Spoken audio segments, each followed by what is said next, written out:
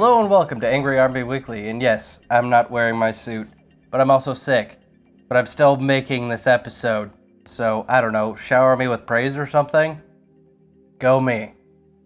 And no, I'm not going to talk about the No Man's Sky subreddit drama. That's drama, not news. In our first story, Csgo has implemented an update which has angered longtime fans. This update being adding Monetized Sprays. These sprays were readily available at 1.6 in source, which has got fans so angry. And on top of that, another very strange addition has been implemented, which is that each spray only is valid for 50 uses and then is gone. Seriously? Like, okay, I can look past the monetization, I can look past them controlling what sprays are uploaded, because honestly in those other games you'd have to turn them off because of how much just random bullshit there was. But 50 uses? Are you fucking kidding me? That's it? What the actual fuck is Valve thinking? Like, it's not that they're hurting for money.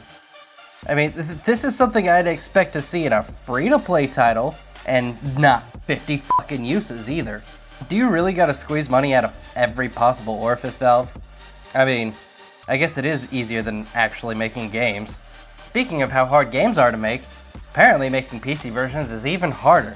That's what Final Fantasy XV's director... fuck me. Hajime Tabata would have you believe. Through a translator, he had this to say. I'm not talking about something real, just an idea. If we worked on a PC version of what I have very clear is that we would work to provide a better version of what we have now on consoles.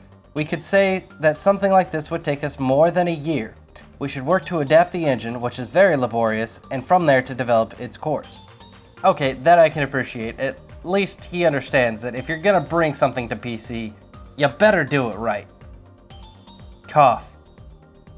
Cough. That brings us to our next story, which is about Mafia 3 on the PC, and how it's limited to 30 frames per second. This surprised people less cynical than myself, and... fucking idiots. Why am I not surprised? Like, can we stop with the inferior PC ports already? Just stop. Earlier, I reported on how Sony was blocking mods for Fallout 4 and the Skyrim Remaster on the PS4. Well, good news. Sony has buckled.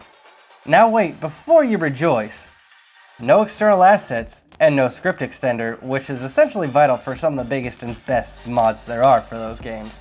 So, cool, you get mods, you don't really get mods. Sony has made a deal with Green Man Gaming, however, giving the site access to codes for certain digital titles. Good stuff. This should have happened a long time ago, but progress is progress, I guess. Although, when your attitude is more archaic towards digital titles than Nintendo's, you've got a problem. And they made a deal with Green Man Gaming a year ago. Oculus had their yearly keynote recently in which John Carmack took to the stage for about an hour and spoke on the future of Oculus and VR as a whole. He had this to say. It's still not easy to make a Gear VR app, but I come up here and I say, the future is mobile. I think as we look towards 1 billion people, it's not going to be on PC. There might be 100 million PCs that can do this, but I believe in the mission that Facebook had when it bought into Oculus, of having 1 billion people in VR. So it's not going to be a higher and higher bar for performance, it's going to be a lower and lower bar for adoption. This level of performance I don't think is going away. Things will get a little easier, but it's still going to be hard, and mobile is where I think the most people you can impact are. The PC is going to be the creative class. It's going to be the laboratory where we mine all that and say, okay, what do we want to push out to the lower end systems? Find old-timers, anybody that worked on an Xbox or original GameCube or something like that, and tell them that your minimum clock speed is 800 megahertz or something. They'll say, megahertz? It's absolutely possible to do great things with that. There are people out there who I think should be recruited into the VR space, who have been there, done that 15 years ago.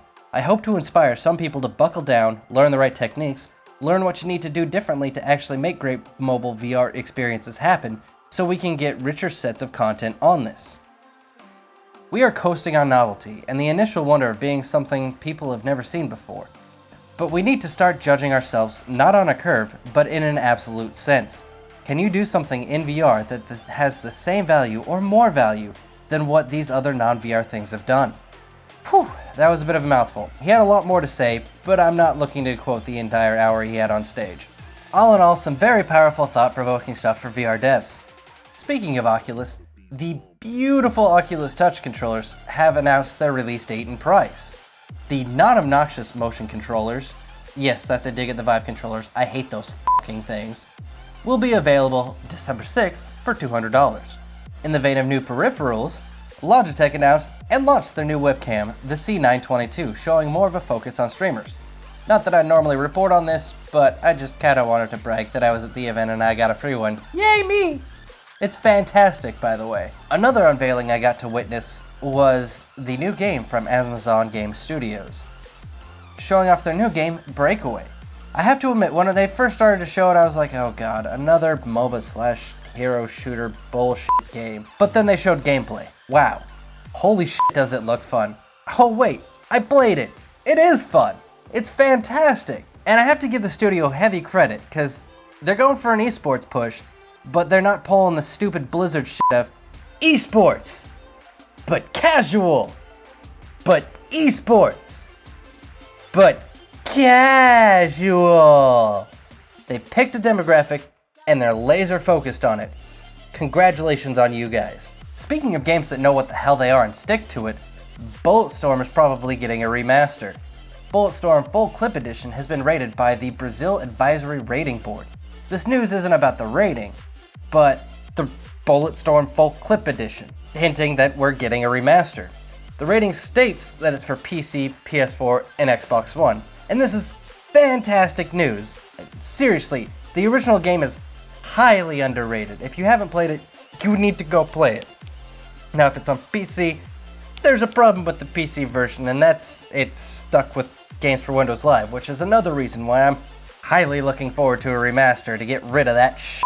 But really, if you've never played the game, I'd suggest you go check it out because it's fantastic. It's essentially a spiritual successor to Duke Nukem in the whole I don't take myself so seriously kind of thing, ignoring that forever ever happened. Moving on to the local news. The 1-year anniversary of Destiny events on Xbox One will be occurring October 17th and 18th. This is a 2-day celebration of the reorganization of the Xbox One side of the AJSA's Destiny clan. Also on the Xbox One side, the Halo 5 1-year anniversary of events will be occurring on October 29th, 2016. The AJSA Halo Spartan Company was first established on October 19th, 2015. Fun fact, every Saturday since its release, excluding the holidays, the Xbox guys have hosted a Halo 5 event every time. That's 50 plus and going strong. Congrats guys. And that's all the news we have time for today. If you want more news and less of my shitty opinions, Legolas Katarin does a weekly write-up of gaming news every Tuesday. His last article can be found in the description below. Sorry for the short episode, I am very sick and I just want to get this done, but I didn't do one last week, so I had to do it this week. And as always, if there's any news stories that you'd like me to cover, you can get a hold of me on my Twitter, @Jaysons Rage.